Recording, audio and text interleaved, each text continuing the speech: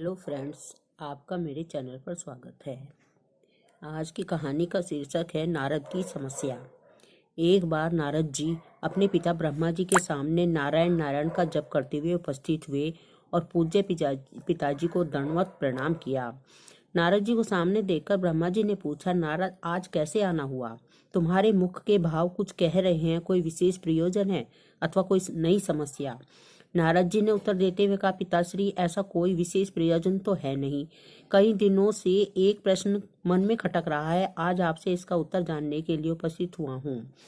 तो फिर विलंब कैसा? मन की शंकाओं का समाधान शीघ्रता से कर लेना ठीक रहता है, इसलिए निसंकोच अपना प्रश्न पूछो। ब्रह्मा जी ने कहा, पिताश्री आप सारी सृष्टि के परम पिता हैं, देवता और दानव आप ही की संतान है। भक्ति और ज्ञान में देवता श्रेष्ठ हैं तो शक्ति तथा तपाचरण में दानव श्रेष्ठ हैं। परंतु मैं इसी प्रश्न में उलझा हुआ हूँ कि इन दोनों में कौन अधिक श्रेष्ठ है, और आपने देवों को स्वर्ग और दानवों को पाताल लोक में जगह क्यों दी है? इन्हीं प्रश्नों का उत्तर जानने के लिए मैं आपकी शरण में आया हूँ। नारद ने ब्रह्मा जी से अपना प्रश्न बताते हुए कहा। नारद का प्रश्न सुन ब्रह्मदेव बोले, नारद इस प्रश्न का उत्तर देना तो कठिन है और इसका उत्तर नहीं दे पाऊंगा, क्योंकि देव और दानव दोनों ही मेरे पुत्र हैं एवं अपने ही दो पुत्रों की तुलना अपने मुख से करना उचित नहीं होगा। लेकिन फिर भी तुम्हारे प्रश्न का उत्तर ढूंढने में मैं तुम्हारी सहायता कर सकता हूँ। तुम आज ही देवों और दानवों को मेरी ओर से भोजन का निमंत्रण भेजो। कल ही हम उनके लिए भोज का आयोजन करेंगे और कल ही तुम्हें तुम्हारे प्रश्न कि देव क्यों स्वर्गलोक में है तथा दानव पाताल लोक में क्यों है उसका उत्तर मिल जाएगा। नारद तत्काल ही असुरों और देवों को निमंत्रण दे आए। दूसरे दिन दानव ब्रह्मलोक में भोजन का आनंद लेने के लिए पहुंचे। उन्होंने पहले पहुंचने के कारण भोजन की पहली शुरुआत खुद से करने के लिए ब्रह्मा जी से आग्रह किया।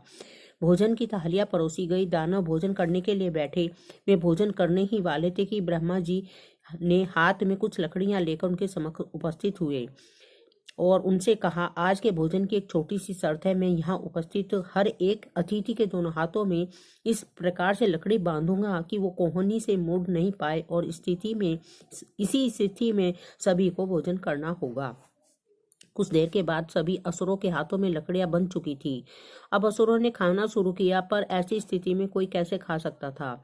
कोई असुर सीधे थाली में मुंह डालकर खाने का प्रयास करने लगा तो कोई भोजन को हवा में उछालकर मुंह में डालने का प्रयत्न करने लगा। दानवों की ऐसी स्थिति देखकर नारद जी अपनी हंसी नहीं रोक पाए।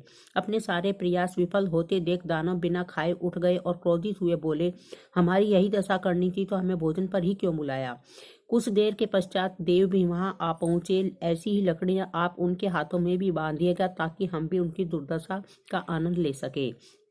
कुछ देर के बाद देव आ गए और अब देव भोजन के लिए बैठे। देवों के भोजन मंत्र पढ़ते ही ब्रह्मा जी ने सभी के हाथों में लकड़ियां बांधी और भोजन की शर्त रखी। हाथों में लकड़ियां बंधने पर भी देव शांत रहे। वे समझ चुके थे कि खुद अपने हाथ से भोजन करना संभव नहीं है, अतः वे थोड़ा खिसक कर बैठ गए और थाली में अन्न उठाकर सामने वाले को खिलाकर भोजन आरंभ किया। बड़े ही स्नेह के साथ वे एक दूसरे को खिला रहे थे और भोजन का आनंद ले रहे थे। उन्होंने भोजन का भरपूर स्वाद लिया, साथ ही दूसरों के प्रति अपना स्नेह और सम्मान भी जाहिर किया। यह कल्पना हमें क्यों नहीं सूझी? इसी विचार के साथ दानव बहुत दुखी हुए। नारद जी यह देखकर मुस्कुरा रहे थे। नारद जी ने ब्रह्मा जी से कहा, पिताश्री आपकी लीला अपार है।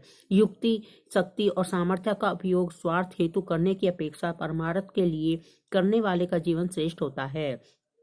दूसरे की भलाई में ही अपनी भलाई है, यह आपने सप्रमाण दिखा दिया और मुझे आपने अपने प्रश्नों का उत्तर भी मिल गया है। ब्रह्मा जी को सबने प्रणाम किया और वहां से विदा ली।